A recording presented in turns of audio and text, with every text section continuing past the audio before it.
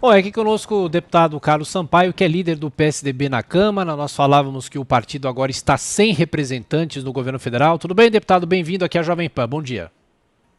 Bom dia a você, Thiago. Bom dia, Kalina. É um prazer estar falando com os ouvintes da Jovem Pan. Deputado, o PSDB se sente, de uma certa maneira, desprestigiado por não ter cargos no governo ou, num momento como esse, não faz questão? Não, muito pelo contrário, Thiago. O PSDB sempre teve independência nas suas ações, nunca se colocou como um partido de oposição e tampouco integrou a base do governo. Nós não fomos eleitos, portanto não somos governo.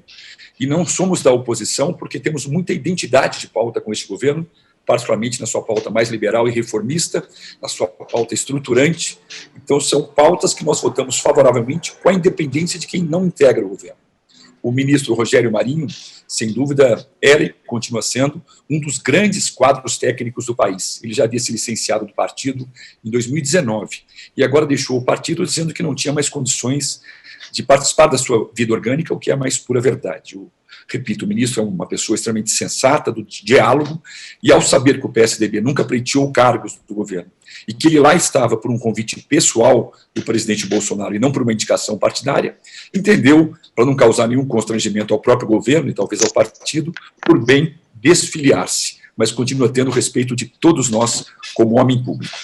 Deputado, o senhor tem muita experiência na Câmara Federal e eu pergunto, essa tentativa do governo, ou já essa aproximação de fato do governo federal com o Centrão, afinal, que questão é essa em relação à aproximação com o Centrão? O que isso pode provocar em organização na Câmara e como fica o PSDB, obviamente, fora desse circuito? Veja, é natural o governo buscar uma base aliada. Os partidos que quiseram aderir a este governo, eu diria que são 10 grandes partidos. Temos, no primeiro lado, os dois primeiros, o PT, um partido bem à esquerda, fazendo uma oposição franca ao governo Bolsonaro. Do outro lado, o segundo maior partido, nós temos um PSL dividido, parte fazendo oposição, parte votando com o governo, e depois temos outros 8 partidos.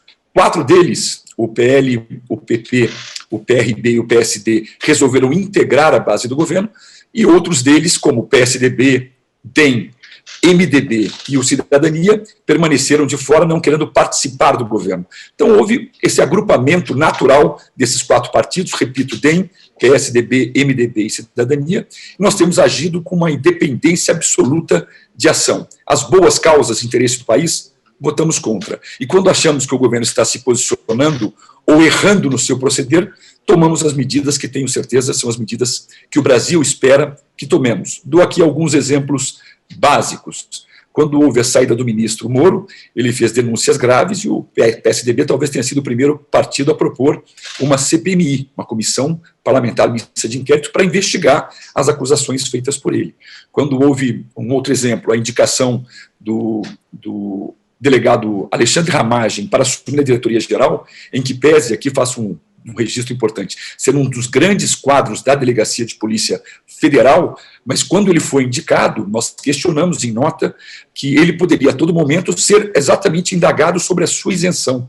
Então nos posicionamos quando da queda de ambos os ministros da Saúde, também em nota pública, dizendo que era importante que essa pasta tivesse um técnico à altura de posicionar-se em defesa da ciência e da saúde, ou seja, da vida pública. Então, em nenhum momento, e agora o último gesto, que eu diria um gesto quase que insano, na saída do ministro Van Traub, onde ele procurou impedir que as cotas que existiam para pós-graduação de negros, indígenas e pessoas com deficiência fossem canceladas através de uma portaria sua, que, aliás, já foi cancelada pelo MEC. Digo isso para deixar muito claro que o PSDB não tem receio de posicionar-se contra os erros do governo e nenhum receio de posicionar-se nas boas causas que estão em andamento pelo país. Deputado Carlos Sampaio, pergunta agora de Rodrigo Constantino. Constantino.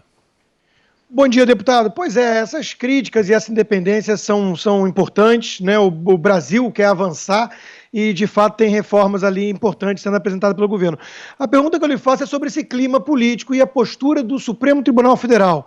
tem muitos que apoiam o governo e sentem algum tipo de clima golpista, chamemos assim, né? Um arbítrio do Poder Judiciário, principalmente na figura de ministros do Supremo, para tentar impedir até mesmo o governo de governar, ou na questão do TSE lá de virar no tapetão, algo que resultou ali nas urnas. Qual é a sua visão em relação a essa postura do Supremo Tribunal hoje para essa tensão política em que estamos vivendo? Em primeiro lugar, Rodrigo, eu faço um registro aqui. De uns 10 dias para cá, eu diria que o próprio presidente Bolsonaro mudou e muito a sua postura. Desde o primeiro momento, quando da sua ida à posse, ainda que virtual, mas a posse do ministro Alexandre de Moraes como membro do TSE, ele esteve presente. A indicação do Fábio Faria, que é uma pessoa, um deputado muito querido pela Câmara, uma pessoa que tem uma relação com o Supremo e também com a imprensa, ou seja, mostra uma mudança de postura, um olhar diferenciado para a imprensa, também foi uma atitude importante que ele tomou nessa união, digamos, buscando um diálogo maior, saindo do campo do ruído, do campo da beligerância e entrando no campo da busca do diálogo com os poderes. E assim como a demissão do Van Traub. Abraham Van Traub era um ministro que recebia crítica de todos os segmentos da sociedade e foi o autor das maiores ofensas contra o Supremo Tribunal Federal. Então, a sua saída também foi um gesto que facilitou muito o diálogo. Eu diria que 10 dias para cá, os poderes estão tendo um diálogo como não tiveram nos últimos 15 meses. E a postura do Supremo tem sido sempre correta, soberana, da mais alta corte do país, com a isenção e imparcialidade que deve ter. Ela não pode, a corte máxima do país, não pode se submeter a críticas e nem mesmo a exigências de grupos antidemocráticos ou de grupos que estão ali para, na verdade, não zelar pelo direito, mas, ao contrário, criticar pessoalmente decisões que lhes são desfavoráveis, porque o Supremo tem este papel. Cabe a ele julgar. Agrade ou não o julgamento é o papel da mais alta corte. O PSDB tem um profundo respeito pelo Supremo Tribunal Federal e fico muito feliz de ver que também agora o Poder Executivo passou a interagir no sentido de dialogar com a mais alta corte da nossa nação. Deputado Carlos Sampaio pergunta agora de Jamil Chad, que está em Genebra. Jamil. Deputado, bom dia, bom dia. De fato, uma pergunta sobre as próximas eleições. O senhor falou que em algumas votações o partido poderia estar ao lado do governo, em outras não.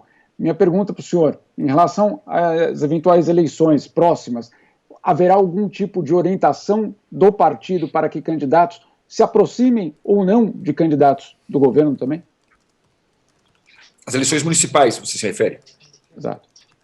Nas eleições municipais, o PSDB, obviamente, é um partido que tem uma existência bastante longa, ele terá seus candidatos, pode ser que haja coligações em alguns partidos, mas nenhuma orientação no sentido de fecharmos com partidos ligados ou não ao governo. É a identidade regional, é a identidade local que vai certamente nortear eventuais coligações do PSDB em todos os mais de 5 mil municípios do país. Deputado Carlos Sampaio, mais uma vez, muito obrigado por atender a Jovem Pan, líder do PSDB na Câmara. Até a próxima, deputado. Até a próxima, foi um prazer muito grande. Obrigado.